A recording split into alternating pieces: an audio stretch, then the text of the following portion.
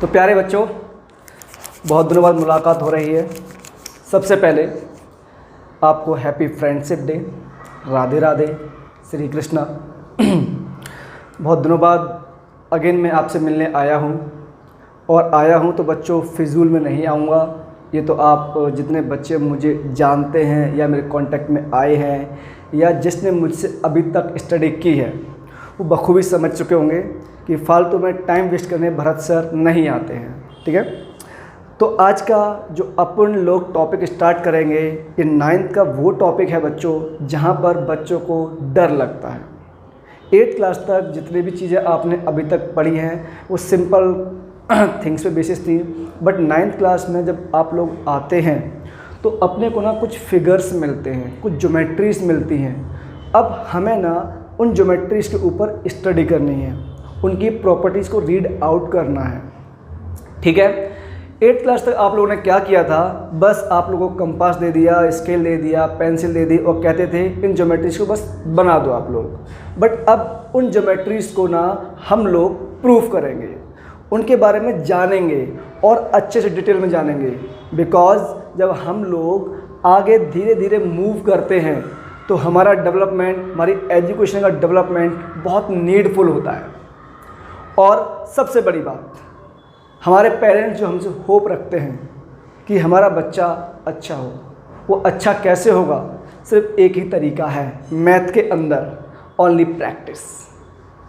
Practice करोगे तो आप यकीन मानो क्लास के टॉपर्स में, स्कूल के टॉपर्स में, इंडिया के टॉपर्स में आपकी काउंटिंग होगी।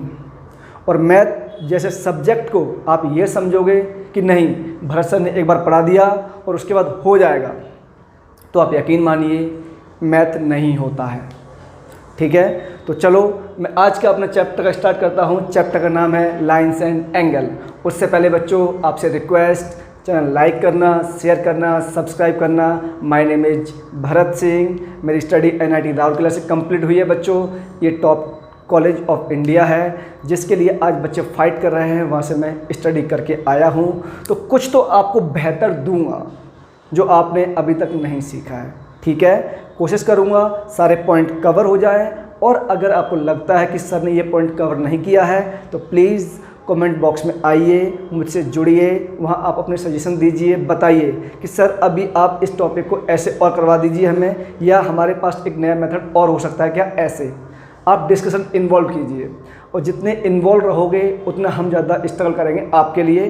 ठीक है प्यारे बच्चों, चलो let's get start the topic. तो हमारा टॉपिक है लाइन्स एंड एंगल्स। तो सबसे पहले आता है introduction part. Lines and angle होता क्या है बच्चों?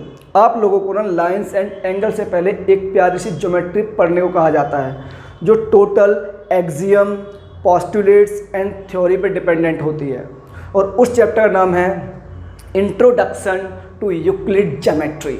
उसमें क्या होता है, उन्होंने जो हमारे यूक्लिड बाबा जी थे, उन्होंने एक चीज़ दी कि आप लोग कुछ भी करो, मैं आपको कुछ थ्योरम्स दूंगा, कुछ एक्सियम्स दूंगा, कुछ पोस्टुलेट्स दूंगा, और जो यूनिवर्सल ट्रुथ है आप चाहकर भी उसको मना नहीं कर सकते। बट इवन मैं आपको कंफ्यूज करूंगा कि ऐसा हुआ तो ऐसा क्यों पॉसिबल है। ठीक है, फिर आप थिंकिंग करना, कमेंट बॉक्स में अपना आंसर लीव करना। ठीक है प्यारे बच्चों, तो पहला मेरे पास जो टॉपिक है वो है हमारे पास पॉइंट। तो प्यारे बच्चों, पॉइंट होता क्या है? सर पॉइंट पता है क्या होता है? आप लोगों ने स्टडी की होगी कि अगर मैं कोई भी एक वाइट पेपर ले लूँ, एक प्लेन ले लूँ, तो उस पर जस्ट एक शार्प पेंसिल से टच कर दूँ तो जो ये छोटा सा पॉइंट हमें दिखाई देगा, इसे ही हम लोग डॉट बोलते हैं या पॉइंट बोलते हैं। फिर कई लोगों ने ये भी स्टडी की है कि सर जो पॉइंट या डॉट होता है उसको हम लोग एज्यूम करके चलते हैं कि इसकी ना कोई डायमेंशन होती है, ना कोई लेंथ होती है, ना कोई ब्रेड्थ होती है। ठीक है, तो मेरा सवाल ये है अगला कि नेक्स्ट टॉपिक है अपने पास लाइन। ठीक है बच्चों, आप लोगों ने लाइन पढ़ी होगी कि जब मैं इनफाइनाइट पॉइंट को ज्वाइन कर दूंगा तब बच्चों हमें एक जो फिगर फाइंड आउट होता है, मीन्स हमें ये जो फिगर मिला बच्चों, ये कैसे मिला? ये फिगर मिला सर हमें इनफाइनाइट पॉइंट को ज्वाइन करने से। तो इनफाइनाइट पॉइंट को ज्वाइन करने को आपको एक नया फिगर मिला जिसको मैंने नाम दिया L, और ये L क्या है हमारे पास? सर ये है हमारे पास लाइन। तो प्यारे बच्चों, अगर ये लाइन है, इससे पहले आपने डिफाइन किया था कि जो पॉइंट होता है उसकी ना तो डायमेंशन होती है, मींस ना लेंथ होगी ना ब्रेड्थ होगी, तो उस टाइप का जो स्ट्रक्चर होगा उसको हम पॉइंट बोलेंगे। इवन यू फाउंड दैट कि हमारे पास लाइन मिल गई with the help of point. How is this possible? एक तरफ लेंथ नहीं होती, ब्रेड्थ नहीं होती और उसी से आपने एक नया फिगर फाइंड कर लिया। मीन्स सर इस पॉइंट की कुछ ना कुछ तो लेंथ होगी, कुछ ना कुछ ब्रेड्थ तो होगी। If anything exist in the world means बच्चों उसके पास कुछ ना कुछ तो है, तभी वो एग्जिस्ट कर रहा है। बेशक आपके माइक्रो ऑर्गेनिज्म क्यों ना हो, वो भी इस वर्ल्ड में एग्जिस्ट करते हैं। क्लियर है क्या? तो आगे बढ़ते हैं बच्चों। नंबर 3 टॉपिक है अपने पास, क्या है थर्ड टॉपिक? अबे भाई चल जा, ये नहीं वर्क करेगा क्या?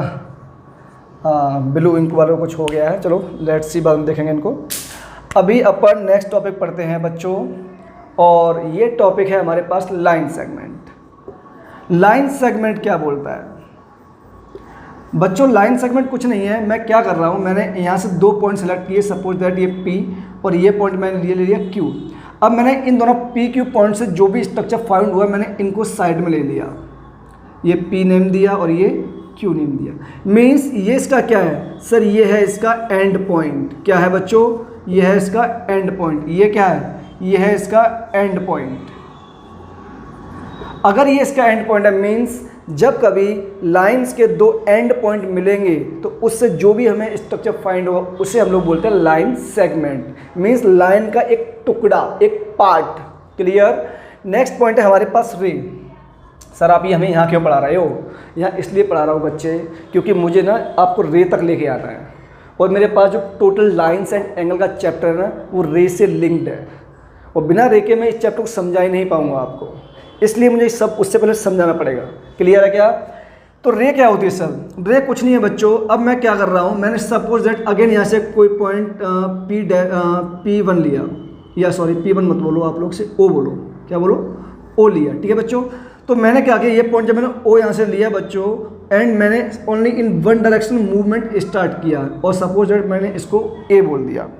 मीन्स जब मैंने पॉइंट O से only in one direction move करना स्टार्ट किया तो इस टाइप का स्ट्रक्चर जो हमें फाइंड होगा उसे हम लोग बोलेंगे रे।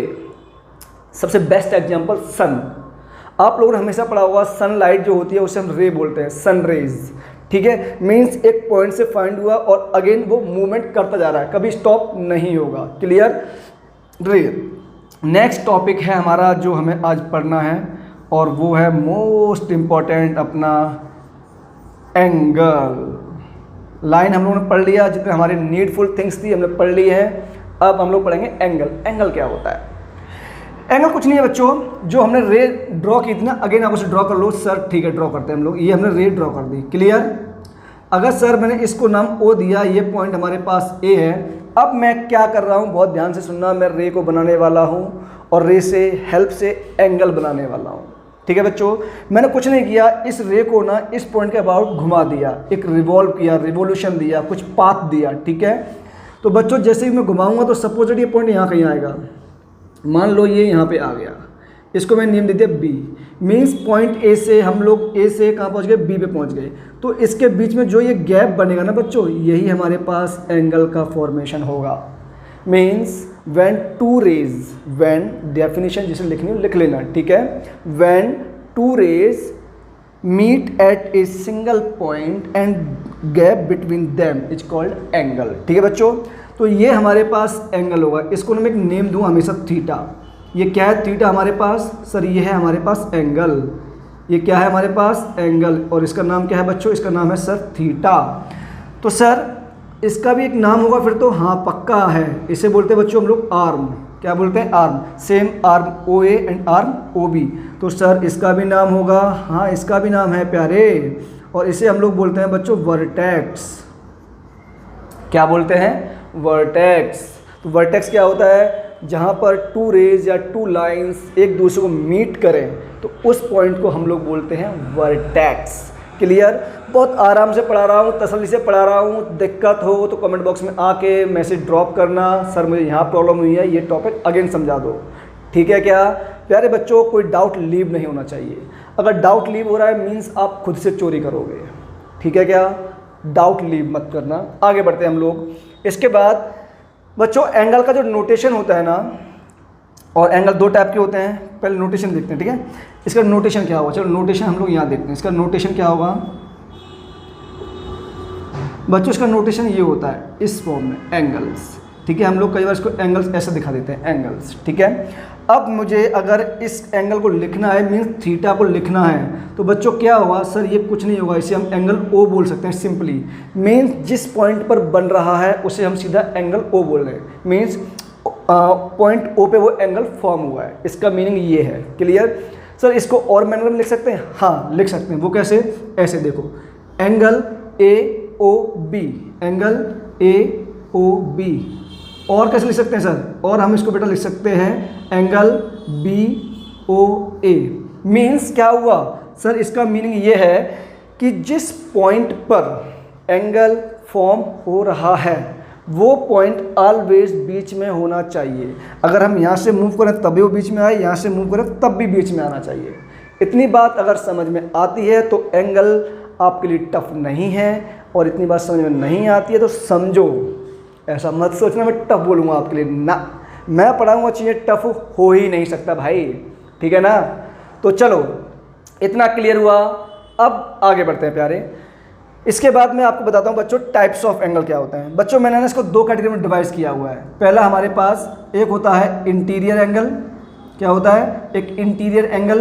सर इंटीरियर एंगल क्या होता है बच्चों, जो ये बाउंड्री है ना हमारे पास ए ओ बी की, इस पूरी बाउंड्री के अंदर इंक्लूडिंग इन दैट बाउंड्री जितने भी पॉइंट्स होंगे सब ये हमारे पास इंटीरियर एंगल्स होते हैं। तो सर मीन्स इसके बाहर ये वाला जो एंगल फॉर्म होगा हमारे पास, ये क्या होगा सर, ये हमारे पास होगा एक्सटीरियर एंगल। इतनी बात क्लियर। मीन्स जो भी बाउंड्री रे और पॉइंट वर्टेक्स के साथ मिलकर बनी है वहाँ पे हमारे पास फॉर्म होगा इंटीरियर एंगल पोर्शन, एंड उसके बाद एक्सटीरियर एंगल पोर्शन। इतना क्लियर हुआ। अगर इतना क्लियर हुआ है बच्चों तो चाहे इसका फ़ोटो ले लो, चाहे नोट्स में डायरेक्ट मेरे साथ साथ लिखते रहो वीडियो पॉज करके, ठीक है। आगे बढ़ते हैं हम लोग थ्योरी में। मैं इसको हटा रहा हूँ बच्चों, ठीक है। अब इसने आगे हमसे क्या कहा, ध्यान देना आप लोग, अगर समझ में आएगा तो, क्योंकि ऐसा तो हो ही नहीं सकता कि मैं समझाऊँ और समझ में ना आए। ऐसा तो आज तक मुझे बच्चा मिला ही नहीं है जो ये कह दे कि भरत सर आपसे मुझे समझ में नहीं आ रहा है, ठीक है ना। तो मुझे वो बच्चा मिला नहीं है और मैं चाहता भी नहीं कि वो बच्चा मुझे मिले कि भरत सर मुझे समझ में नहीं आ रहा है। इधर क्लियर प्यारे बच्चों। अब नेक्स्ट जो टॉपिक है हमारे पास वो क्या है सर, नेक्स्ट है हमारे पास, हाँ ठीक है, जैसे कि अब बच्चों मैंने अभी थोड़ी देर पहले एक एंगल ड्रॉ किया था, ये वाला है ना, इसको नेम मैंने दिया था, ये था ए ओ बी। अब मैंने क्या किया, यहाँ से एक रे और ड्रॉ की, सपोज दैट इसको नेम दिया सी। तो बच्चों यहाँ दो एंगल फॉर्म हुए, एक एंगल ये θ1 नेम दिया मैंने, एक एंगल ये θ2 नेम दिया, ठीक है। तो बच्चों मैं ये बोल रहा हूँ क्या angle A O B means point O पर जो एंगल फॉर्म हुआ है वो किसका सम होगा सर, इस एंगल का सम होगा और इस एंगल का सम होगा। Means angle A O C plus angle B O C. Clear बच्चों। So sir angle A O सी है क्या, कुछ नहीं है बच्चों, एंगल ए ओ सी है कि हमारे पास θ1 है और ये हमारे पास θ2 है। Means angle A O B को अगर मुझे निकालना हो तो θ1 और θ2 इन दोनों वैल्यूज़ को ऐड कर दूंगा तो ये एंगल मिल जाएगा हमारे पास। बात समझ में आ रही है बॉस? पब्लिक लोग ध्यान से समझना, टॉपिक को ख़त्म मत कर देना, ठीक है। नेक्स्ट पॉइंट, जैसे कि चलो मैं एक एग्जांपल समझाता हूँ आपको। मैंने एक एग्जांपल लिया, मैंने कहा मेरे पास ना कुछ इस टाइप का एंगल फॉर्म हो रहा है, ठीक है बच्चों, ये एंगल 30 डिग्री है मेरे पास, और मैंने कहा मेरे पास ये अगेन वही नेमिंग मैंने की है जो मैं हमेशा ले रहा हूँ बच्चों।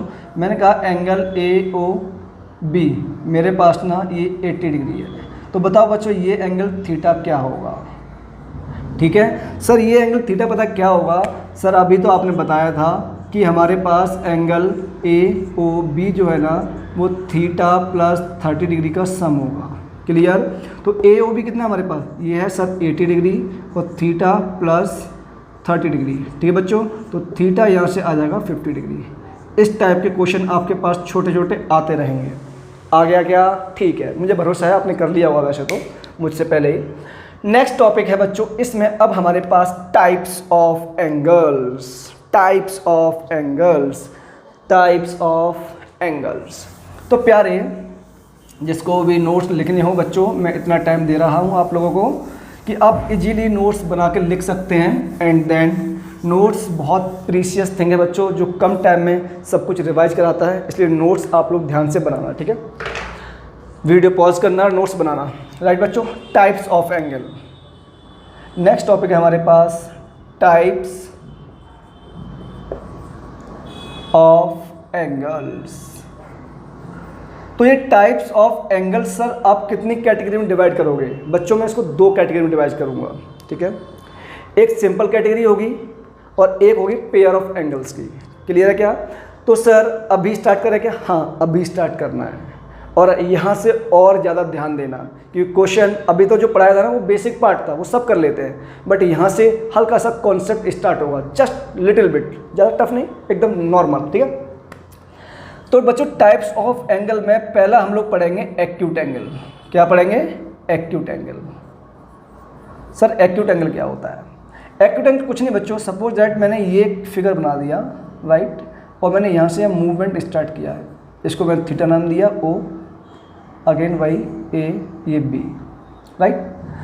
अब सर जो थीटा होगा ना हमारे पास, आप सब लोग पता क्या स्टडी करते हैं कि एक्यूट एंगल वो होता है जो 90 डिग्री छोटा होता है, लेकिन नहीं मेरे शक्तिमान, एक्यूट एंगल 90 छोटा नहीं होता है। इस सही है, मानता हूँ, एक्सेप्ट करता हूँ, लेकिन नेगेटिव भी तो हो जाएगा, तो हम उसे एक्यूट नहीं बोलेंगे। तो एक्यूट एंगल डेफिनेशन क्या होगी सर? सर एक ऐसा एंगल जो ना 0 डिग्री से बड़ा होगा एंड 90 डिग्री से छोटा होगा। Such angles which is greater than 0 degree and less than 90 degree. Clear है बच्चों? तो इस एंगल को बोलेंगे हम लोग एक्यूट एंगल। नंबर 2 आएगा हमारे पास ऑब्ट्यूस एंगल। ऑब्ट्यूस एंगल क्या होता है सर? कुछ नहीं, अगेन एक फिगर से समझाऊंगा मैं आपको बच्चों। ये हमारे पास फिगर है, ठीक है, ये पॉइंट O और ये हमारे पास अगेन वाई, B, ये हमारे पास A, ठीक है। अब अगर मैं इसके एक लाइन ड्रॉ करूं तो आप लोगों ने 6-7 से पढ़ा होगा अच्छे से, ये एंगल 90 डिग्री फॉर्म होता है, ठीक है। तो मतलब ये 90 है तो हमारा क्या हो रहा है बच्चों? ये 90 से ज़्यादा एंगल फॉर्म कर रहा है थीटा। मतलब थीटा जो भी एंगल होगा वो 90 डिग्री से क्या होगा प्यारे सर? बड़ा होगा, और 180 डिग्री से क्या होगा प्यारे सर? छोटा एंगल होगा। इतनी बात समझ में आती है तो थम्स अप भेजना मुझे, ठीक है बच्चों। नेक्स्ट थर्ड थिंग क्या है इसमें? थर्ड है हमारे पास राइट एंगल। क्या है प्यारे? Right angle. अब राइट एंगल क्या है? वैसे ऊपर समझा चुका हूं, फिर भी बना देता हूं, कोई दिक्कत नहीं है। ये हमारे पास एंगल फॉर्म होगा बच्चों, तो ये जो एंगल फॉर्म होगा ये थीटा, तो यही थीटा हमारे पास क्या होगा सर? यही होगा हमारे पास 90 degree, means angle which is exactly 90 degree, इसे कहते हैं हम लोग राइट एंगल। राइट एंगल के बाद नेक्स्ट हमारे पास एंगल आएगा बच्चों रिफ्लेक्स एंगल। Reflex angle. तो सर रिफ्लेक्स एंगल क्या होता है? रिफ्लेक्स एंगल कुछ नहीं बच्चों, बस इसके आगे पार्ट समझ गए होंगे आप लोग, कुछ नहीं करना। ये हमारे पास लाइन बनेगी और ये हमारे पास, सॉरी कोई बात नहीं, चलो ठीक है, लेकिन रिफ्लेक्स से पहले मिस हो गया, अभी बता दूंगा, कोई दिक्कत नहीं। ये हमारे पास एंगल 180 बनता है बच्चों, हम 180 से आगे मूव किए हैं। आगे मूव किए हैं मतलब कि जो भी एंगल फॉर्म होगा हमारे पास, ये क्या होगा सर? 180 डिग्री से बड़ा होगा और लेस देन 360 डिग्री होगा। बात समझ में आई? अगर मैं आपसे इसमें एक एग्जांपल दे दूं बच्चों, मैंने कहा सपोज दैट मेरे पास कोई एक एंगल है, एग्जांपल एंगल मेरे पास कोई ए है, वो है मेरे पास 70 डिग्री। तो बताओ बच्चों रिफ्लेक्स एंगल ए क्या होगा? कुछ मत करना, सीधा है। तो sir reflex angle A find करना है ना हमें। रिफ्लेक्स एंगल ए कुछ नहीं होगा, 360 माइनस 70 कर देना। तो ये हमारे पास कितना आएगा बच्चों? 0 और ये 9, 290 आ जाएगा, बात खत्म। तो रिफ्लेक्स एंगल कितना होगा? 290 डिग्री। ये इसका मीनिंग होता है। मतलब कुछ मत करना, सिंपली जिस भी एंगल को वो रिफ्लेक्स एंगल निकलवा रहा हो, आप सिंपली वो एंगल पहले फाइंड कर लो, आफ्टर दैट उसे 360 से माइनस कर दो, ठीक है बच्चों। हमारे पास आ जाएगा रिफ्लेक्स एंगल, ठीक है। आगे देखो, फिफ्थ टॉपिक है हमारे पास रिफ्लेक्स एंगल के बाद स्ट्रेट एंगल, स्ट्रेट एंगल। बच्चों स्ट्रेट एंगल में ना और एक लाइन के एंगल में डिफरेंस होता है। लाइन पे जो एंगल बनेगा ना, अगर मैं आपसे बात करता हूँ 0 डिग्री एंगल, तो मैं सीधा बोल दूँ हाँ लाइन पे 0 डिग्री एंगल बनता है। बट अगर मैं स्ट्रेट एंगल की बात कर रहा हूँ तो इसका मतलब पता क्या होता है, हमारे पास ना 2 रे होती हैं, एक रे ये इस डायरेक्शन में गई, एक रे ये इस डायरेक्शन में गई, मीन्स रे ओ ए एंड रे ओ बी, ये दोनों जस्ट एक दूसरे के अपोजिट होती हैं। बट ये जस्ट एक दूसरे अपोजिट बनेगी ना तो ये बच्चों एक लाइन फॉर्म करती हैं, इसलिए हम लोग बोलते हैं लाइन पे एंगल कितना बनता है। तो जनरली बोल देते हैं 180 डिग्री होता है, बट लाइन पे एंगल ऑलवेज 0 बनता है। समझ गए? 2 रेज जब एक दूसरे जस्ट अपोजिट मूव करती है तो वहाँ से भी लाइन फॉर्मेशन होता है, तो उसको भी हम लोग क्या बोलते हैं कि यहाँ पे जो ये एंगल फॉर्म होगा ये कितना होगा सर, ये एंगल हमारे पास 180 डिग्री होगा। Is that clear? एक लास्ट एंगल बचा है 6 बच्चों, इसे बोलते हैं हम लोग कंप्लीट एंगल। क्या बोलते हैं? Complete angle. कंप्लीट एंगल क्या होता है बच्चों? कुछ नहीं होता। अब अगर ये रे हम बनाते हैं ओ ए, तो मैं क्या करूँगा, इस पर घूम के अगेन आ जाऊँगा वहीं जहाँ से हमने स्टार्ट किया। मीन्स कंप्लीट एंगल एग्जैक्टली होता है 360 डिग्री। क्लियर बच्चों? आप लोग प्लीज़ नोट डाउन करें या स्क्रीनशॉट लें, जो भी करना है करें, बट नोट्स साथ साथ प्रिपेयर करें। नोट्स बनाओगे तो उतना अच्छा आपको समझ में आएगा, चीज़ें तकलीफ़ नहीं देंगी, सारी चीज़ें नॉर्मली और बहुत प्यार से होती रहेंगी। ठीक है? तो ये मेरा ऑर्डर ही है, नॉट रिक्वेस्ट। आप लोग नोट्स बहुत ध्यान से बनाएं और तसल्ली से बनाएं, अच्छे से बनाएं। ठीक है? तो आगे बढ़े क्या, इसमें 1-2 एग्जाम्पल करें क्या? चलो एग्जाम्पल सेट करते हैं हम लोग। ठीक है? अगर ये हो गया तो बच्चों देखो, अब मैं इसमें ना कुछ एग्जाम्पल सेट करता हूँ आप लोगों के लिए। ठीक है? एग्जाम्पल सर किस टाइप के हो सकते हैं वो अभी देखते हैं। देखो प्यारे, मैंने आपसे ये कहा सपोज दैट, या आगे बढ़े, चलो एग्जाम्पल बाद में देखते हैं यार, है ना। अभी आगे बढ़ते हैं थोड़ा सा। टाइप्स ऑफ एंगल हो गया पहला। अब इसमें ना टाइप्स ऑफ एंगल में हम दूसरे टॉपिक पढ़ेंगे, पेयर ऑफ एंगल्स। क्या पढ़ेंगे? Pair of angles. बच्चों पेयर ऑफ एंगल्स में ना हमें काफ़ी एंगल्स पढ़ने हैं, और इससे पहले जो टॉपिक पढ़ाया मैंने आपको सिर्फ एंगल्स, एक्यूट, ऑब्ट्यूस, ये बस याद कर लेना, ज़्यादा उसकी वो खास वो नहीं पड़ती है। लेकिन जो पेयर ऑफ एंगल्स है इसकी बहुत नीड पड़ती है, हद से ज़्यादा नीड। ठीक है? कैसे बना रहा हूँ, कैसे फॉर्म करूँगा, तो आप इसका ध्यान रखना। ठीक है? और कोई भी आपको लगता है कि हम लोग कोई टॉपिक मिस हुआ है, कोई थिंग मिस हुई है या सर ने नहीं बताई है, तो आप लोग मुझे इन्फॉर्म करेंगे। क्लियर है? क्या इन्फॉर्म करना ही पड़ेगा बच्चा, क्योंकि मेरा हमेशा से एक मानना है कि कोई भी टीचर क्यों ना हो, पढ़ेगा हमेशा बच्चा ही। हम सब बच्चों को सिंपल एंड इक्वल कॉन्सेप्ट देंगे। ऐसा नहीं करते कि हम लोग सचिन को अलग दे देंगे कॉन्सेप्ट, राहुल को अलग कॉन्सेप्ट देंगे और प्रभात को नहीं देंगे ना, ऐसा नहीं होता भाई। ठीक है? सबको इक्वल कॉन्सेप्ट देंगे हम लोग। ठीक है बच्चों? पेयर ऑफ एंगल्स, ये क्या होता है सर? पेयर ऑफ एंगल में ना सबसे पहला जो टॉपिक हमें पढ़ना है वो पढ़ना है कॉम्प्लीमेंट्री एंगल। कौन सा एंगल? Complementary angle. तो सर कॉम्प्लीमेंट्री एंगल्स क्या होते हैं? बहुत ध्यान से सुनना बच्चों। व्हेन वी ऐड, डेफिनेशन जिसे लिखनी हो लिख लेना। When we add 2 angles at a time, but दोनों एंगल कौन से होने चाहिए? एक्यूट एंगल होने चाहिए। Means when we add 2 acute angle and their sum is equal to 90 degree, then this type of pair is called complementary angle. Means अगर मैं एक पेयर बना दूँ, मैंने कहा ये मेरे पास θ1 एंगल है, मैंने कहा ये मेरे पास दोनों θ2 एंगल है। बच्चों वो जो θ1 कॉमा θ2 किसको बिलोंग करते हैं? सर ये एक्यूट एंगल है, दोनों क्या है? Acute angle. ठीक है? हैंस θ1 प्लस θ2 कितना होगा सर? ये होगा हमारे पास 90 डिग्री। Is that clear? ये 90 डिग्री होगा। मतलब सर ये सिंबल आपने क्या यूज़ कर लिया? सर इस सिंबल को हम लोग बोलते हैं बिलोंग्स टू। इसका मतलब होता है बच्चों θ1 क्या होगा? एक्यूट एंगल होगा, θ2 भी क्या होगा? एक्यूट एंगल होगा। मीन्स दोनों का रिलेशन क्या हुआ? एक्यूट एंगल के साथ होगा। Belongs to θ1 θ2 belongs to acute angle. Clear? आगे देखो बच्चों नेक्स्ट टॉपिक से पहले इसमें क्वेश्चन कर लें क्या? चलो क्वेश्चन करते हैं, एक क्वेश्चन करते हैं, उसके बाद आगे बढ़ते हैं ना बच्चों। और क्वेश्चन मेरा ये है, आप लोग क्वेश्चन चाहो तो लिख सकते हो, मुझे कोई दिक्कत नहीं है। क्वेश्चन हमसे ये कहता है कि आपको क्या करना है, मेरे पास ना दो एंगल का डिफर दे रहा हूँ मैं आपको। क्वेश्चन लिखो जिसे लिखना हो, टू डिफरेंस ऑफ या differ of two angles of a complement is 40 degree.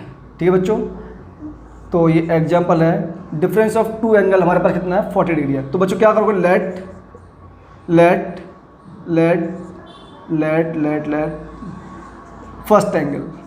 तो बच्चों फर्स्ट एंगल हम लोग क्या करेंगे, एक्स लेट किया, ठीक है। तो बच्चों सेकंड एंगल क्या हुआ हमारे पास, सर सेकंड एंगल होगा हमारे पास वाई। ठीक है बच्चों, अब ये हमारे पास क्या बोल रहा है, डिफर। तो अकॉर्डिंग टू क्वेश्चन हम लोग क्या करेंगे, difference of two angle 90 degree होना चाहिए। ठीक है क्या, सॉरी 40 डिग्री दिया हुआ है 40, तो x minus y equal to 40 degree. Two angle का डिफर 40 है, ठीक है। अब अपने को x और y फाइंड करना है, क्लियर। तो बच्चों यहाँ पे ना एक चीज़ आप लोग लेट करना कि हम लोगों ने लेट किया है x ग्रेटर देन y है, ये आपको लेट करना ही पड़ेगा, क्योंकि हो सकता है y भी बड़ा होगा, हमें नहीं पता, लेकिन हम लोगों ने लेट कर लिया x y से बड़ा है। ठीक है बच्चों, तो एक इक्वेशन तो ये आ गई हमारे पास, और दूसरा इसने कंडीशन दी है कि दोनों एंगल हमारे पास कॉम्प्लीमेंट हैं, तो दोनों का सम कितना हुआ, सर ये होगा 90 डिग्री। और ये आ गई क्वेश्चन नंबर 2, क्लियर। दोनों इक्वेशन को अगर मैं ऐड कर दूँ तो बच्चों x प्लस एक्स 2x, और ये प्लस का y है माइनस का y क्या कैंसिल आउट हो जाएंगे, ये हो गया हमारे पास 130 डिग्री। तो x हमारे पास आएगा 65, तो y कितना आएगा 90 माइनस 65 बोले तो 25 डिग्री। क्या दोनों एंगल आ गए हमारे पास, जी सर। तो ऐसे छोटे छोटे क्वेश्चन बनते रहेंगे। इसमें एक क्वेश्चन और बनता है, वो किस टाइप का, अब वो आपसे पता क्या बोलेगा, वो ये बोलेगा बच्चों कि सपोज दैट हमारे पास दो एंगल का सम है, मतलब सपोज दैट हमारे पास θ1 एंगल है एंड ये θ2 है, इनका रेशियो हमें गिवन है 4:4 आप मान लो, चलो 5 मान लो, ठीक है, 4:5 इनका रेशियो गिवन है, ठीक है बच्चों। और उसने कहा ये दोनों एंगल क्या है हमारे पास, दोनों हमारे पास कॉम्प्लीमेंट्री एंगल है बच्चों, ठीक है। अब कहेगा बताओ θ1 एंड θ2 ये एंगल्स हमारे पास क्या होंगे।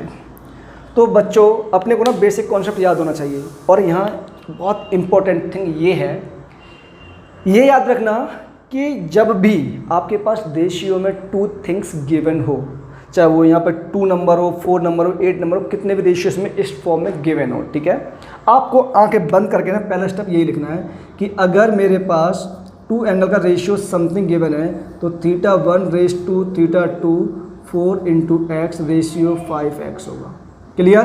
तो मतलब θ1 एंगल हमारे पास आ गया बच्चों 4x एंड θ2 सेकंड एंगल आ गया हमारे पास 5x। ये दोनों एंगल हमें फाइंड हो गए, और एक कंडीशन दी है सर, ये क्या है हमारे पास, एक्यूट एंगल है। एक्यूट एंगल है मतलब θ1 प्लस θ2 जो होगा वो 90 डिग्री के इक्वल होगा। अगर 90 के इक्वल होगा तो क्या θ1 कितना है हमारे पास, सर ये है 4x, और θ2 सर ये है 5x इक्वल टू बच्चों 90 degree. 4 + 5 9x equal to 90 degree, means first angle हमारे पास आ गया 10 डिग्री। बच्चों सेकंड एंगल क्या होगा, x10 है, सॉरी x10 आया, not first angle. First angle था θ1 वो कितना था 4x, तो ये हो गया हमारे पास 40 डिग्री। सेकंड था θ2 ये था 5x, ये हो गया बच्चों 50 डिग्री। दोनों एंगल फाइंड हो गए क्या। इस टाइप के छोटे छोटे क्वेश्चंस बनेंगे, और उनको आपको बहुत समझदारी से, आराम से, तसल्ली से करना होगा, क्लियर। नोट कर लो जिसे करना हो, वरना स्क्रीनशॉट लो और आगे बढ़ो, ठीक है बच्चों। नेक्स्ट एंगल है हमारे पास कॉम्प्लीमेंट्री हो गया। नेक्स्ट है बच्चों सप्लीमेंट्री एंगल। कौन सा है, सप्लीमेंट्री। और सप्लीमेंट्री एंगल और कॉम्प्लीमेंट्री में बस एक बेसिक डिफरेंस है, कुछ खास नहीं। वो क्या सर, जो हमारे पास सप्लीमेंट्री एंगल होते हैं ना, क्या होते हैं, सप्लीमेंट्री, जो हमारे पास सप्लीमेंट्री एंगल्स होंगे ना प्यारे, वो पता है क्या होंगे, इसमें ना एक आपको एक्यूट एंगल गिवन होगा और एक आपके पास ऑब्ट्यूस एंगल गिवन होगा। मीन्स ये अगर मैं θ1 बोल दूँ तो ये हमारे पास θ2। सर दोनों एक्यूट क्यों नहीं हो सकते, अब एक गधा, अगर दोनों ही एक्यूट हो गए तो वो कभी 180 डिग्री इक्वल हो सकते हैं क्या, कभी नहीं हो सकते। क्यों, एक्यूट मतलब क्या हो गया 90 से छोटा, और सेकंड एक्यूट भी 90 से छोटा, दोनों का सम कभी 180 हो सकता है क्या, इम्पॉसिबल टास्क है सर। सर दोनों ऑब्ट्यूस हो सकते हैं? अबे उल्लू, वो भी नहीं हो सकते। समझा क्यों?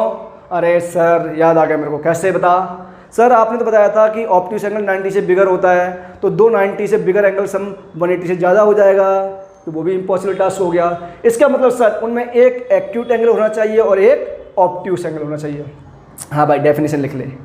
वेन एवर वी जॉइन और add two angles in which one angle is acute and one angle is obtuse, ठीक है, मतलब एक 90 से छोटा हो, एक 90 से बड़ा हो, तो दोनों का सम करने पर हमें कितना मिलना चाहिए? Sir 180 degree. मतलब θ1 प्लस θ2 ये क्या होना चाहिए बच्चों? 180 डिग्री, ठीक है क्या? θ1 इसमें एक एंगल क्या हुआ सर? ये होगा एक्यूट एंगल, और θ2 दूसरा एंगल क्या हुआ सर? ये होगा हमारे पास ऑब्ट्यूस एंगल। क्लियर बच्चे? ये हो गया। बस सप्लीमेंट्री की ये डेफिनेशन है बच्चों। तो दो angle clear, complementary angle, supplementary angle. Complementary angle बोले तो दोनों का सम 90 डिग्री, सप्लीमेंट्री बोले तो दोनों का सम 180 डिग्री, ठीक है। इसमें एक क्वेश्चन देखो बच्चों, एग्जाम्पल देखते हैं हम लोग। सपोज दैट मैंने कहा मेरे पास ना एक एंगल है, ये है मेरे पास 110 डिग्री, और सेकंड एंगल अपने को फाइंड करना है। उसने कहा ये जो एंगल है वो है हमारे पास सप्लीमेंट्री एंगल। तो बच्चों बताओ एंगल 2 क्या होगा? सर कुछ नहीं, अभी तो आपने बताया था θ1 प्लस θ2 इक्वल टू 180 डिग्री, और θ1 क्वेश्चन में गिवन है, वो कितना है? 110 डिग्री प्लस θ2 फाइंड करना है, हो गया 180 डिग्री। तो हमें बच्चों θ2 कितना मिल गया? सर सिंपल 70 डिग्री माइनस करना है, बस हो गया हमारे पास। इतना ईजी है? हाँ इतना ही ईजी है। आगे देखो एक क्वेश्चन और देखते हैं। चलो इसमें भी एक रेशियो वाला देख लें क्या?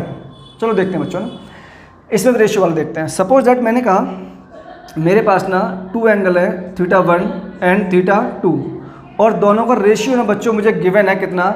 ये गिवन है सपोज दैट मुझे 4:, कितना करता हूँ आप बताओ? चलो इसे भी करते हैं 4:5 करते हैं, ठीक है।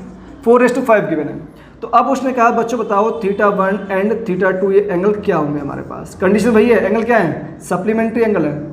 अगर दोनों सप्लीमेंट्री एंगल है मीन्स सॉल्यूशन करो आप बच्चों। नेक्स्ट स्टेप तो लिख लो भाई एक बार, θ1:θ2 ये क्या होगा? 4x/5x। अभी बताया था मैंने, जहाँ भी रेशियो आएगा अगले स्टेप में आप x का मल्टीप्लाई कर दो, काम खत्म, ठीक है ना। हाँ तो सर अगर ऐसा करेंगे तो सर अभी तो हम लोग जानते हैं θ1 प्लस θ2 ये कितना हुआ? 180 degree, means 4x plus 5x equal to 180 degree. बोले तो x हमारे पास कितना आ गया? 4 + 5 9, डिवाइड करेंगे बच्चों तो हमारे पास आएगा 20 डिग्री। ये बस x आया है। तो सर θ1 एंगल था क्या? θ1 था हमारे पास 4x, मतलब 4 × 20, तो ये हमारे पास हो गया 80 डिग्री एंगल। कितना हो गया बच्चों? 80 डिग्री। तो θ2 क्या था हमारे पास? सर ये था 5x, तो 5 × 20 ये हो गया 100 डिग्री। दोनों एंगल सॉल्व हो गए क्या? इसमें बच्चों एक क्वेश्चन और बनता है, और सेम क्वेश्चन ना कॉम्प्लीमेंट्री में बनता है। वो कहेगा आपसे कि आपको ना कॉम्प्लीमेंट्री या सप्लीमेंट्री एंगल फाइंड करने हैं। क्या? कॉम्प्लीमेंट्री या सप्लीमेंट्री एंगल फाइंड करने हैं। लेकिन कब? तब बच्चों जब दोनों एंगल ना एक दूसरे के इक्वल हो। You have to find the angles whenever both the angles are equal to each other and their sum is supplementary angles, ठीक है। तो बच्चों अगर ऐसा क्वेश्चन आया तो दोनों एंगल उसने इक्वल का है ना, तो आप क्या करोगे? लेट θ1 इक्वल टू θ2, ये आप थीटा लेट कर लोगे, ठीक है बच्चों। ये मैं केस करता हूँ किसके लिए? सप्लीमेंट्री एंगल के लिए, ठीक है। तो θ1 प्लस θ2 इनका सम कितना होगा? 180 डिग्री, और दोनों एंगल आपस में क्या है? इक्वल है। तो थीटा किसके इक्वल है? थीटा के। तो ये हो गया हमारे पास 2θ इक्वल टू 180 डिग्री। तो बच्चों थीटा इक्वल टू कितना आएगा? Sir 90 degree, means θ1 equal to θ2 कितना हो गया? थीटा का इक्वल था, मीन्स 90 डिग्री। तो दोनों एंगल 90 होंगे ना? हाँ भाई समझ गए। तो सप्लीमेंट्री एंगल में एक चीज़ हम और चेंज कर सकते हैं सर, जहाँ आपने बोला था ना एक्यूट एंड ऑब्ट्यूस, वहाँ सर ये भी पॉसिबल है कि दोनों एंगल क्या हो? राइट एंगल हो। चेंज द डेफिनेशंस, ठीक है। अगर बच्चों में एक क्वेश्चन और लूँ, किस में? इस बार मैं कॉम्प्लीमेंट्री में क्वेश्चन ले रहा हूँ। मैंने कहा अगेन भाई दोनों एंगल हमारे पास सेम है, मतलब θ1 इक्वल टू यहाँ भी θ2 है, और किसके इक्वल है? थीटा के। और एंगल कौन से हैं? Sir complementary angle means θ1 plus θ2 equal to 90 degree, और दोनों एंगल आपस में इक्वल है मीन्स 2θ इक्वल टू 90 डिग्री। तो बच्चों थीटा क्या हो गया हमारे पास सर 45 डिग्री, मतलब θ1 और θ2 आपस में इक्वल थे और ये किसके इक्वल थे, थीटा के इक्वल, मीन्स ये हो गया हमारे पास 45 डिग्री। बात समझ में आई बॉस? तो हमने दो टाइप के पेयर पढ़ लिए हैं और दोनों ही टाइप के पेयर काफ़ी इंपॉर्टेंट थे, बहुत प्रीशियस थे। ठीक है बच्चों, अभी हम लोग आगे देखते हैं क्या करेंगे, तब तक आप इसको वीडियो पॉज कीजिए, नोट कीजिए, नोट्स बनाइए, बहुत बेहतर। ठीक है क्या? Please note down. मैं तब तक इसको हटा देता हूँ बच्चों। ठीक है,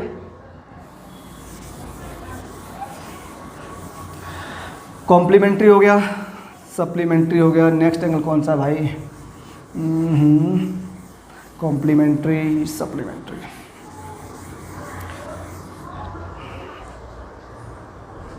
कॉम्प्लीमेंट्री, सप्लीमेंट्री, नेक्स्ट पेयर हमारे पास कौन सा है? एक सेकंड बच्चों, हैं मैं नोट से एक बार सीन कर लूँ अपने।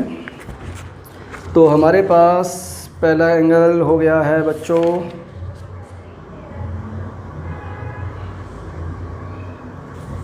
Complementary, supplementary.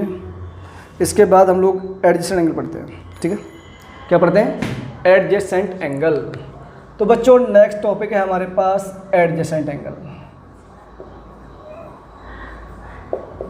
Sir adjacent angle क्या होते हैं? अबे शक्तिमान रुक तो जा, तब बताऊंगा मैं एडजेसेंट एंगल क्या होते हैं और क्या नहीं होते हैं। सर एडजेसेंट एंगल में और इनमें ना कोई खास डिफरेंस नहीं है, बस इतना ही है कि एडजेसेंट एंगल हमारे जो भी फॉर्म होंगे ना सिर्फ एक ही प्लेस पे फॉर्म होंगे। मतलब सर फिगर से समझाओ आप। ठीक है, देख बेटा फिगर से समझाता हूँ, तुझे बहुत खुजली है फिगर से समझने की, ले फिगर ले तू। सर ये हमारे पास पॉइंट ओ, ये रे ओ ए है। ठीक है बच्चों, मैंने यहाँ एक और रे बना दी, मैंने कहा ये हमारे पास रे सी है, सॉरी चलो सी मान लो, कोई दिक्कत नहीं है। ओ ए एंड ओ सी दो रे हैं। ठीक है बच्चों, मैंने क्या किया यहाँ से एक रे और निकाल दी, इसको या इसको बी बोलो आप लोग, है ना, वरना कन्फ्यूजन हो जाएगा फालतू में। मैंने एक रे यहाँ से सी और निकाल दी। ठीक है बच्चों, तो ये दो एंगल फॉर्म हो रहे हैं, एक θ1 और एक ये θ2। बच्चों ये मैंने बताया था ना आपको क्या होता है, सर आपने बताया था इसे आपने वर्टेक्स का नाम दिया था और ये इसे आपने आर्म का नाम दिया था। तो ये भी क्या होगी सर, ये भी हमारे पास आर्म होगी, लेकिन कौन सी आर्म? इन दोनों एंगल के लिए कॉमन आर्म। क्या होगी बच्चों? Common arm. अगर ये कॉमन आर्म है तो सर ये और ये आर्म क्या होंगे? सर ये होगी हमारे पास ये वाली ये आर्म और ये वाली आर्म, दोनों क्या होंगी? ये होगी हमारे पास non common arm, non common arm. बात समझ में आई बॉस? अब एडजेसेंट एंगल क्या बोलता है? ये हमसे कहता है कि जब कभी भी अपने पास एक कॉमन वर्टेक्स पे टू एंगल्स फॉर्म होंगे, मीन्स θ1 एंड θ2। एडजेसेंट का मीनिंग आप ऐसा मान लें, अपने घर के पड़ोसी की दीवार, जो आपकी दीवार है ना दोनों के बीच की, वो दोनों में ही कॉमन होगी। तो ये पॉइंट हमारे पास पहले कॉमन होना चाहिए। ठीक है, दीवार ये रही आपकी, ये लाइन, दोनों पड़ोसी, ये आपका घर, ये आपके पड़ोसी का घर, तो दोनों के बीच में ये लाइन कॉमन होनी चाहिए। ठीक है, और दो उनमें अनकॉमन आर्म होनी चाहिए। तो तीन कंडीशन है। पहली कंडीशन क्या बच्चों? पहली कंडीशन है उनका एक कॉमन वर्टेक्स होना चाहिए, कॉमन वर्टेक्स होना चाहिए। दूसरी कंडीशन क्या है हमारे पास? सर इसमें जो कॉमन आर्म होगी वो कॉमन आर्म होनी चाहिए। क्या होनी चाहिए? एक कॉमन आर्म होनी चाहिए। और थर्ड कंडीशन क्या है बच्चों? Two different non common arm. ठीक है, किसके अलोंग? कॉमन आर्म के अलोंग होनी चाहिए। बात समझ में आई? नॉन कॉमन आर्म होनी चाहिए दो, किसके अलोंग? कॉमन आर्म के। ठीक है, तो ये तीन कंडीशन अगर कोई भी फिगर फॉलो करेगा तो वहाँ पे जो θ1 और θ2 होंगे ये क्या होंगे? एक दूसरे के एडजेसेंट एंगल होंगे। हैंस θ1 एंड θ2 क्या होंगे हमारे पास? यही होंगे सर एडजेसेंट एंगल्स। क्या होंगे? यही होंगे सर एडजेसेंट एंगल्स। सर आप एक काम करो, अब इसी के बाद में मैं आपको समझाऊंगा। तो एडजेसेंट एंगल इतना ही बच्चों, कुछ खास नहीं है, कुछ अलग से नहीं है। अब मैं अगर यहाँ से ये लिखना चाहूँ बच्चों, ये बताओ एंगल ए ओ सी क्या हुआ? सर वो θ1 है एंगल बी ओ सी क्या हुआ सर, वो हमारे पास θ2 है। सर एक बात ध्यान से देखो, क्या जो एंगल ए ओ बी है ना, वो क्या है, किस का सम है, angle A O C plus angle B O C means θ1 plus θ2। Hence जो एंगल ए ओ बी है किसके इक्वल है, θ1 प्लस θ2 के। सर ये तो आप पहले भी करवा चुके हो हमें। हाँ बेटा मैं पहले भी करवा चुका हूँ, हर बार 2 + 2 4 ही आएगा, कितनी बार कर लो क्या फ़र्क पड़ता है, बस कॉन्सेप्ट जब है तो सेम ही आएंगे ना, क्या फ़र्क पड़ता है हम एडजेसेंट से पढ़ें या अलग से पढ़ें, कुछ भी पढ़ें, ठीक है क्या। नेक्स्ट टॉपिक बच्चों इसमें मैं पढ़ाने वाला हूँ आपको एंगल बाइसेक्टर। क्या, angle bisector. Sir angle bisector का मीनिंग क्या होता है, कुछ नहीं बेटा, एक ऐसा एंगल जो किसी भी एंगल को 2 इक्वल पार्ट्स में कट कर देगा या 2 इक्वल पार्ट्स में डिवाइड कर देगा, उसको बोलते हैं हम लोग एंगल बाइसेक्टर। चलो मैं आपको ना ऐसे समझाता हूँ, ठीक है। सपोज दैट मैंने ये एक एंगल बनाया बच्चों ओ ए और ये बी, ठीक है। मैं इनके बीच में अगेन एक लाइन ड्रॉ की, ये मैंने नाम दिया सी, मीन्स ये हो गया हमारे पास θ1 और ये हो गया हमारे पास θ2। अगर बच्चों if ray O C is bisector of angle A O B, ठीक है बच्चों, ये वर्टेक्स है ओ, ए ओ बी के अगर बाइसेक्टर है तो बच्चों θ1 इक्वल टू क्या होगा, θ2 होगा। मतलब क्या मैं इन दोनों को एंगल से ऐसा बोल सकता हूँ प्यारे, कैसा सर, जो एंगल ए ओ बी है वो हमारे पास θ1 प्लस θ2 के इक्वल होगा, क्लियर है क्या। और बच्चों ये दोनों एंगल आपस में क्या है, इक्वल है, ठीक है ना। तो मतलब θ1 की प्लेस में मैं θ2 पुट कर सकता हूँ, कर दो सर। तो मतलब θ1 प्लस θ2 की प्लेस में θ1 पुट कर दिया, मीन्स ये हो गया हमारे पास बच्चों 2θ1। मतलब क्या हुआ, मतलब एंगल ए ओ बी क्या होगा हमारे पास बच्चों, सर ये होगा 2θ1। सर आप इसको ना ऐसे भी लिख सकते हैं ना, 2θ2। हाँ बेटा, मतलब θ1 आपस में क्या दोनों इक्वल है, तो ये क्या होंगे, एंगल ए ओ बी के जस्ट हाफ होंगे। ये दोनों कॉन्सेप्ट आपको याद रखने हैं, एक ये याद रखना है। बात समझ में आई क्या। तो आपके यहाँ एंगल बाइसेक्टर भी हो गया और एडजेसेंट एंगल भी हो गया, दोनों एंगल क्लियर हो गए मेरे हिसाब से, तो आपको दिक्कत नहीं आनी चाहिए। आगे बढ़ें क्या। अब इसके बाद बच्चों नेक्स्ट जो टॉपिक है हमारे पास वो पता क्या होगा, सर बताओ ना आप, वो तो मैं ही बताऊँगा बे उल्लू, कम से कम तू पढ़ तो सही। तो बच्चों नेक्स्ट टॉपिक है इसके बाद हमारे पास पेयर ऑफ एंगल्स में ही लीनियर पेयर। कौन सा है सर, लीनियर पेयर। सर कब ख़त्म करोगे, जब मेरा मन करेगा।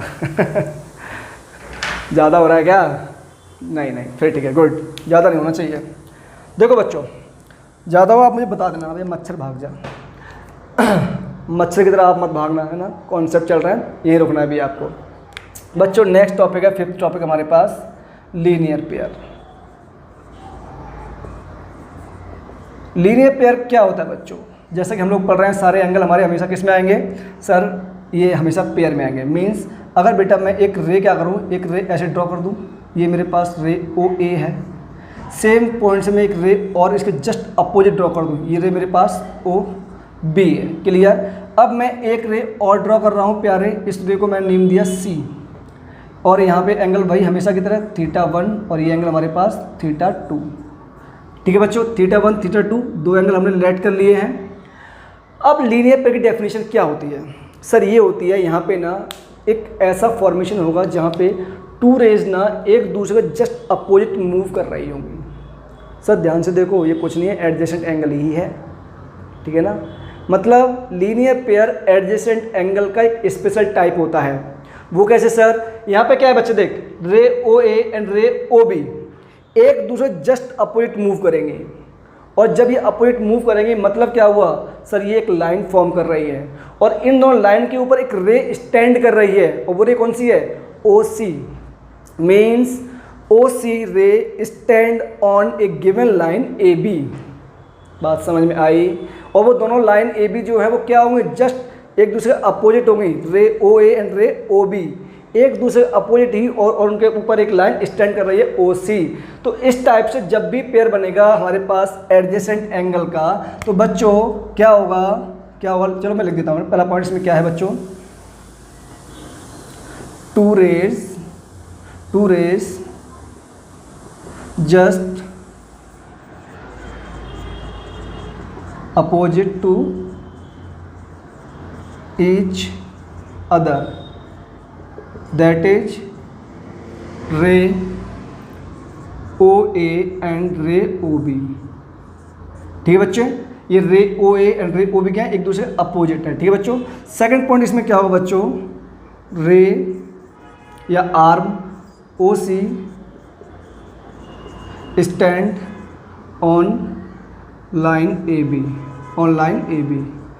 तो ray O C A B के ऊपर स्टैंड कर रही है। इस टाइप से दो कंडीशन जब भी फुलफिल होंगी, और वो दोनों क्या होना चाहिए, एडजेसेंट एंगल होना चाहिए। मतलब क्या है सर, इसमें ना जो थर्ड पॉइंट में लिख लो, ठीक है, थर्ड पॉइंट में लिख लो आप लोग, तीनों के लिए वर्टेक्स जो ओ है वो क्या होना चाहिए सर, ये कॉमन होना चाहिए, और जो स्टैंड कर रही लाइन वो भी कॉमन होना चाहिए। ठीक है बच्चों। तो वर्टेक्स ओ हमारे पास कॉमन हो गया। मीन्स मेन थ्योरी पता है क्या है इसकी सर, θ1 और θ2 दोनों एंगल का जो सम आएगा ना वो 180 डिग्री आना चाहिए। ये क्यों आया, क्योंकि सर हमने क्या फॉर्म किया है, सर हमने फॉर्म किया है लीनियर पेयर। ठीक है, तो मतलब जब भी लीनियर पेयर फॉर्म होगा बच्चों, तो उनका सम एंगल का क्या होगा, वो होगा सर 180 डिग्री। बात समझ में आई बॉस। अगर सर 180 डिग्री होगा, ठीक है, ये क्वेश्चन है क्या, चलो क्वेश्चन लेते हैं।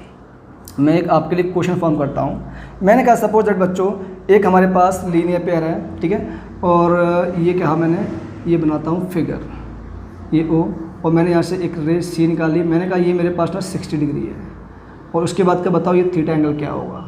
तो बच्चों अगर ये लीनियर पेयर है मतलब 60 plus theta equal to 180 degree. क्यों, क्योंकि सर ये क्या है हमारे पास, सर ये है हमारे पास लीनियर पेयर की वजह से, ये जिसकी वजह से भी आप एंगल की प्रॉपर्टी यूज़ कर रहे हैं ना, प्लीज़ उसको ऑलवेज आप क्या करेंगे, ब्रैकेट में लिखेंगे। कैसे, इन 3 डॉट के साथ।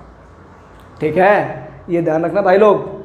तो बच्चों थीटा इक्वल टू क्या होगा, 180 डिग्री माइनस 60 डिग्री, तो थीटा हमें मिल गया यहाँ से 120 डिग्री। Is that clear? मेरे हिसाब से यहाँ किसी बच्चों को दिक्कत नहीं होगी। ठीक है ना।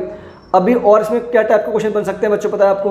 वो कई बार ऐसा बोल देगा कि दोनों एंगल इक्वल हैं और ये लीनियर पेयर फॉर्म कर रहे हैं, तो बताओ एंगल क्या होंगे। सप्लीमेंट्री एंगल में किए थे हमने क्वेश्चन, तो दोनों एंगल को इक्वल मान लेंगे और दोनों का सम इक्वल टू 180 कर देंगे। आफ्टर दैट थीटा कितना आएगा, 90 आ जाएगा। सर ये तो हमारे लिए छोटी सी बात हो गई है, ऐसा क्यों, आप पढ़ाते ही ऐसा हो। हाँ वो तो मैं जानता हूँ।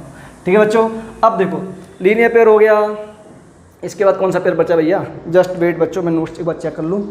लीनियर पेयर कंप्लीट हो गया, एंगल बाइसेक्टर हो गया, एडजेसेंट एंगल हो गया। हाँ नेक्स्ट है हमारे पास vertically opposite angle. Right now 6 point vertically opposite angle. वैसे तो अभी 3 पॉइंट बचे हुए हैं बच्चों। क्या है, वर्टिकली अपोजिट एंगल। तो वर्टिकली अपोजिट एंगल क्या होता है बच्चों, पॉइंट नंबर 6 है हमारे पास। वर्टिकली अपोजिट एंगल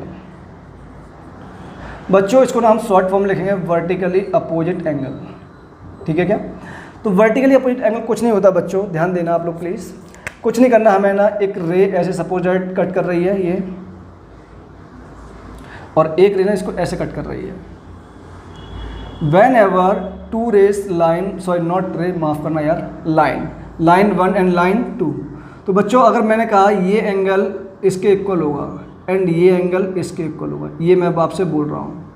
मीन्स अगर मैं इसको θ1 बोल दूँ तो ये हमारे पास θ2 के इक्वल होगा, अगर मैं इसको θ3 बोल दूँ ये θ4 के इक्वल होगा। तो वर्टिकली अपोजिट एंगल का मीनिंग क्या है सर? सर कुछ नहीं है, वर्टिकली अपोजिट एंगल का मीनिंग यही है कि जब 2 लाइन्स किसी एक पॉइंट O पर इंटरसेक्ट करती हैं, तो जो उन दोनों के अपोजिट एंगल होते हैं, इन्हीं को हम लोग बोलते हैं vertically opposite angles. Vertically opposite angles.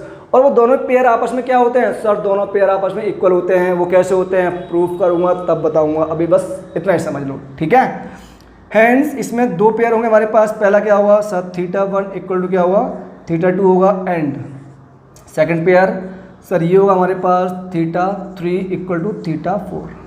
ये क्यों हुआ ऐसा सर, ये इसलिए हुआ क्योंकि वर्टिकली ओपोजिट एंगल है ये हमारे पास। क्लियर। एक क्वेश्चन करता हूँ सर, ठीक है। सपोज दैट अगर मैं एग्जांपल सेट करूँ बच्चों, मैंने कहा मेरे पास ना ये दो लाइन फॉर्म हो रही हैं। मैंने कहा ये मेरे पास 30 डिग्री है, तो बताओ ये वाला एंगल क्या होगा, ठीक है। और बताओ ये वाला एंगल क्या होगा। सर आप ना इसको एक काम करो, इसको आप θ1 बोल दो, ठीक है, बोल दिया। इसको आप θ2 बोल दो, बोल दिया। अपने को बेसिकली फाइंड क्या करना है बच्चों, θ1 एंड θ2 ही फाइंड करना है। अगर ध्यान से देखें तो सर आपने कॉन्सेप्ट बताया था क्या, कि अगर वर्ड लाइन्स एक दूसरे को किसी पॉइंट ओ पर इंटरसेक्ट कर रही हैं तो उनके जो जस्ट अपोजिट एंगल होंगे आपस में क्या होंगे, इक्वल होंगे। मीन्स अगर मैं इसका सॉल्यूशन करता हूं बच्चों तो θ1 इक्वल टू क्या हुआ 30 डिग्री। ऐसा क्यों, ऐसा इसलिए क्योंकि क्या है वर्टिकली अपोजिट एंगल, ठीक है। θ1 मिल गया। अब ध्यान से देखो सर, ये हमारे पास लाइन फॉर्म हो रही है θ1 और θ2 में। मीन्स θ1 प्लस θ2 इनका सम कितना होगा 180 डिग्री। ऐसा क्यों होगा, बोल बोल बोल बोल शक्तिमान। ऐसा इसलिए होगा सर क्योंकि ये हमारे पास क्या है सर, ये है हमारे पास लीनियर पेयर। ये क्या है हमारे पास सर, ये है हमारे पास लीनियर पेयर। θ1 कितना है सर, वो है हमारे पास 30 डिग्री और ये θ2 इक्वल टू 180 डिग्री। मीन्स θ2 हो गया 180 माइनस 30। बोले तो बच्चा पढ़े, अरे बोलना रे बॉस। तो सर θ2 हो गया हमारे पास 150 डिग्री। तो दोनों एंगल आ गए, θ1 आ गया 30, θ2 आ गया 150। नोट करो बच्चों फटाफट। इसके बाद नेक्स्ट टॉपिक है हमारे पास। नेक्स्ट टॉपिक क्या होगा, अरे भैया कहाँ गए duster. Next pair of angle है बच्चों, प्लीज़ नोट डाउन, ठीक है। अब भैया वीडियो पॉज करके ना प्लीज़ नोट साथ साथ लिखते रहना, चीज़ों का बर्डन अपने ऊपर मत डालना। साथ साथ करोगे उतना अच्छे से क्लियर होगा, समझ में भी आएगा, ठीक है। तो नेक्स्ट टॉपिक है बच्चों हमारे पास। इस बार ना मैं कह रहा हूँ आप लोगों से 7 पॉइंट। 7 पॉइंट क्या है, 7 पॉइंट ये है बच्चों, सम of all angles, sum of all angles in a straight line, in a straight line is equal to 180 degree. मतलब मैं आपको फिगर से समझाता हूँ, ठीक है, वैसे आपको समझ में आएगा भी नहीं। सपोज दैट मेरे पास एक लाइन L है और बच्चों ये पॉइंट कोई O है, ठीक है, मैंने मान लिया। और बच्चों इस लाइन पे ना बहुत सारे एंगल फॉर्म हो रहे हैं। एक एंगल ये फॉर्म हो रहा है, ओ ए रे जा रही है। एक एंगल ये फॉर्म हो रहा है, रे ओ बी जा रही है, ओ बी। एक एंगल सपोज दैट ये फॉर्म हो रहा है, ये रे ओ सी है, ठीक है। अब मैंने कहा यहाँ पे ना एक एंगल θ1 बनाया जिसका नाम दिया मैंने। यहाँ पे एंगल θ2 फॉर्म हुआ है, यहाँ एंगल θ4 फॉर्म हुआ है, यहाँ एंगल θ5 फॉर्म हुआ है। क्लियर बच्चों। अब मैं इस थ्योरम के अकॉर्डिंग ये बोल रहा हूँ कि इस लाइन पे जो भी एंगल का सम होगा वो कितना होगा सर, वो होगा 180 डिग्री। वो कैसे सर, वो कैसे क्या, वो मैंने जानता अभी बस आप लोग इतना ही समझ लो। प्रूफ करने का वक्त आएगा तब प्रूफ कर देंगे, ठीक है। अब देखो बच्चों, अगर मैं बहुत ध्यान से ऑब्जर्व करूँ तो एंगल, अच्छा नेमिंग करो एक बार इसका, ABC D बोल दो, इसको आप E बोल दो। तो बच्चों angle DOA plus angle AOB plus angle BOC plus angle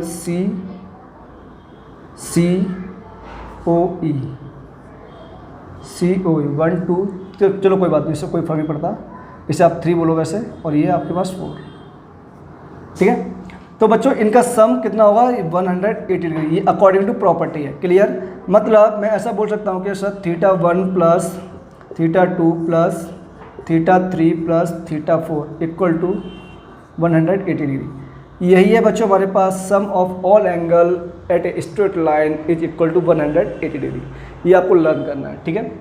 next point है हमारे पास 8 है बच्चों, मैं बोल रहा हूँ sum of all angle at a given point, sum of all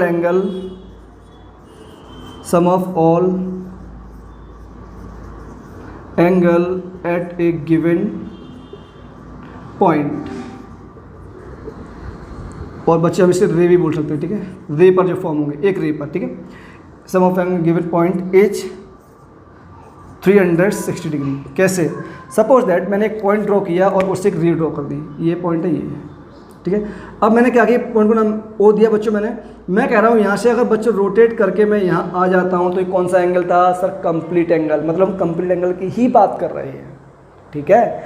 तो कंप्लीट एंगल में सम ऑफ ऑल एंगल कितना होगा सर? 360 डिग्री। चलो सर आप एक काम करो ना यार, इसको नाम ए दो, इसको नाम आप बी दो, इसको आप नाम सी दो।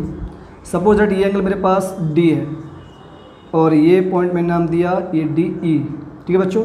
ये एंगल मेरे पास θ1, ये एंगल मेरे पास θ2, ये एंगल मेरे पास θ4, ये एंगल θ5, सॉरी 1 2 3 आएगा भैया, 3 4 एंड ये एंगल θ5। तो ये प्रॉपर्टी हमसे पता क्या बोलती है? ये बोलती है बच्चों angle AOB plus angle BOC plus angle COD plus angle DOE plus angle EOA, इन सब का सम जब करोगे बच्चों कितना आएगा sir? 360 degree. That is θ1 plus θ2 plus θ3 plus θ4 1 θ3 4 plus θ5, इन सब का सम बच्चों हमारे पास 360 डिग्री आएगा। ये प्रॉपर्टी हमसे ये कहती है। बात समझ में आई क्या बच्चों? पेयर ऑफ लीनियर इक्वेशन यहाँ हुआ ख़त्म। ये 8 प्रॉपर्टी बहुत ज़्यादा प्रीसियस, बहुत ज़्यादा इंपॉर्टेंट है, और उससे पहले मैंने आपको एंगल की सिंपल 6 प्रॉपर्टी बताई है, तो टोटल 14 प्रॉपर्टी हो गई है, ठीक है। नोट करो बहुत ध्यान से, कुछ चीज़ दिक्कत करे, तकलीफ़ करे तो प्लीज़ इन्फॉर्म करो आप लोग मुझे, और ये पॉइंट सब आपको बखूबी नोट होने चाहिए। मैं छोटे छोटे 2 टॉपिक और बचे हुए हैं, ये अभी पढ़ाऊँगा। उसके बाद इसका एक टॉपिक बचेगा बच्चों, कंप्लीट टॉपिक, जहाँ पे हम लोग क्या करेंगे, ट्रांसवर्सल लाइन और 2 डिफरेंट लाइन से कुछ कॉम्बिनेशंस और बनाएंगे और प्रॉपर्टी पढ़ेंगे, उसको हम पार्ट 2 नाम देंगे, ठीक है। तो इस पूरी वीडियो को हम लोग पार्ट 1 बोलने वाले हैं। तो बच्चों मैं आपको 2 लाइन से क्या क्या फॉर्म होता है वो और समझा रहा हूँ, ठीक है बच्चों। 2 लाइन से हमारे पास क्या है? 2 लाइन से है, ठीक है बच्चों। मैंने कहा मेरे पास ना पहली जो प्रॉपर्टी है इंटरसेक्टिंग लाइन, क्या? Intersecting line. बच्चों इंटरसेक्टिंग लाइन का मीनिंग क्या होता है? When ever 2 lines, line L1 and line L2, ये 2 लाइन है हमारे पास, ये बच्चों किसी पॉइंट P पे कट करती हैं, तो इस टाइप का फॉर्मेशन जो होगा ना वो हमारे पास क्या होगा? इंटरसेक्टिंग लाइन होगा। और इंटरसेक्टिंग लाइन बच्चों ऑलवेज ना एक यूनिक पॉइंट पर ही कट करेंगी, only at unique point. Clear है? नंबर 2 लाइन है हमारे पास बच्चों पैरेलल लाइन। क्या है? Parallel lines. Parallel lines means 1 line अगर L1 हमारे पास ये है और बच्चों दूसरी लाइन L2 ये है, ठीक है, तो इनके बीच का जो गैप मैं अगर डिस्टेंस को D बोल दूँ तो ये गैप ऑलवेज सेम रहेगा या ऑलवेज कांस्टेंट रहेगा या ऑलवेज फिक्स्ड रहेगा। जब भी इस टाइप की लाइन का फॉर्मेशन होगा ना तो इस टाइप की लाइन को हम लोग बोलते हैं बच्चों पैरेलल लाइंस। क्लियर है? अगर ठीक है सर थर्ड लाइन कौन सी है बच्चों? थर्ड, इसमें क्या हुआ, इसमें ना हमें नो सॉल्यूशन फाइंड होता है पैरेलल लाइन में। क्या? No solution. ऐसा क्यों? ऐसा इसलिए बिकॉज ये लाइन कभी भी एक दूसरे को इंटरसेक्ट कर ही नहीं पाएंगी, और जब ये इंटरसेक्ट नहीं करेंगी तो यहाँ से हमें सॉल्यूशन मिलेंगे ही नहीं। ठीक है बच्चों। थर्ड लाइन है बच्चों हमारे पास कोइंसिडेंस लाइंस। कोइंसिडेंस लाइंस, इसमें क्या होता है, यहाँ पर 2 लाइन फॉर्म होगी बच्चों और दोनों लाइन एक दूसरे के जस्ट ऊपर फॉर्म होगी। अगर ये लाइन हमारे पास L1 है तो ये लाइन हमारे पास L2 होगी। ठीक है, अब देखो ये दोनों लाइन एक दूसरे को इनफाइनाइट पॉइंट पर इंटरसेक्ट कर रही हैं। ठीक है, मीन्स यहाँ से हमें ना इनफाइनाइट मैनी सॉल्यूशन फाइंड होंगे। बात समझ में आई? इनकी डिटेल्ड वाइज स्टडी हम 10th में करेंगे। अभी जस्ट इंट्रोडक्शन दिया मैंने 9th क्लास के अंदर, जिससे कि मुझे तकलीफ ना हो आपको 10th पढ़ाने में। ठीक है, अब बच्चों हमारे पास नेक्स्ट टॉपिक है इसमें ट्रांसवर्सल लाइंस, ठीक है। तो बच्चों ट्रांसवर्सल लाइन फॉर्म कैसे होती है बताता हूँ अभी। ट्रांसवर्सल लाइन फॉर्म पता कैसे होती है बच्चों, अगर मैं क्या करूँ, कोई भी 2 लाइंस इस टाइप से ड्रॉ कर दूँ और मैं उनको नेमिंग कर रहा हूँ बच्चों, सपोज दैट ये लाइन L1 ये लाइन L2। अगर ये 2 लाइन L1 L2 है और इन दोनों लाइन को एक थर्ड लाइन L3 ये कट करके निकल जाती है, तो जो ये लाइन है ना हमारे पास, ये थर्ड लाइन, यही क्या होती है, यही ट्रांसवर्सल लाइन होती है। मतलब whenever we have 2 given lines in any manner or in any format और थर्ड लाइन उनको बाइसेक्ट कर, sorry not bisect, third line उनको इंटरसेक्ट करके निकल जाए, तो ये हमेशा 2 पॉइंट पे इंटरसेक्ट करेगी बच्चों, ये P1 एंड ये पॉइंट P2, ठीक है। तो इस टाइप की जो लाइन होगी इसे बोलते हैं हम लोग ट्रांसवर्सल लाइन। आज के लिए इतना ही काफ़ी है, ठीक है। तो अभी हम लोग क्या करते हैं, अभी थैंक यू सो मच करते हैं आपके लिए, ठीक है प्यारे। और आपसे रिक्वेस्ट और सर का ऑर्डर भी, चाहे आपको जो भी समझना हो प्लीज़ समझना, क्योंकि हम जितने भी टीचर्स हैं पूरी कोशिश करते हैं आपकी भलाई के बारे में बात करें। तो यहाँ पे लास्ट में आपके लिए बहुत प्यारे से वर्ड्स में थैंक यू। आप लोगों ने पूरी वीडियो देखी और मेरे एक एक पॉइंट को बहुत अच्छे से समझा, परखा, ठीक है। Thank you so much with A bigger smile for you, ठीक है बच्चों। क्लियर, ये लो इतना, ठीक है, राइट। तो बच्चों इस बिगर स्माइल के साथ आपकी लाइफ में हमेशा खुशियाँ आती रहें। और ये फ्रेंडशिप डे के दिन मैंने आपको बहुत टाइम बाद एक वीडियो बना के दी है। आप हमेशा हंसते खेलते रहें, मुस्कुराते रहें। कृष्णा की मेहरबानी आप पर हमेशा बनी रहे। राधे राधे, श्री कृष्णा, हरे मुरारी। बच्चों प्लीज़ वीडियो लाइक करें, चैनल सब्सक्राइब करें, और अगर आपको लगता है कॉन्सेप्ट अच्छे पढ़ाए हैं सर ने तो प्लीज़ मुझे इन्फॉर्म करें कि मैं इसमें और क्या इम्प्रूव कर सकता हूँ। तो नेक्स्ट टाइम में मैं पूरी कोशिश करूँगा कि आपके अकॉर्डिंग वीडियो फॉर्म करूँ, क्योंकि बच्चों मेरा पर्पज़ या हम सब टीचर्स का पर्पज़ सिर्फ आपको मोटिवेट करना है, आपको समझाना है, कॉन्सेप्ट देना है। हम सबको तो आता है कैसे ना कैसे, बट इम्पोर्टेंट टास्क है कि हम आपको कैसे अच्छे से बेहतर समझाएं, और वो रिव्यू आप लोग ही देंगे, ठीक है बच्चों। आज के लिए इतना ही काफ़ी है। Thank you so much. Radhe Radhe.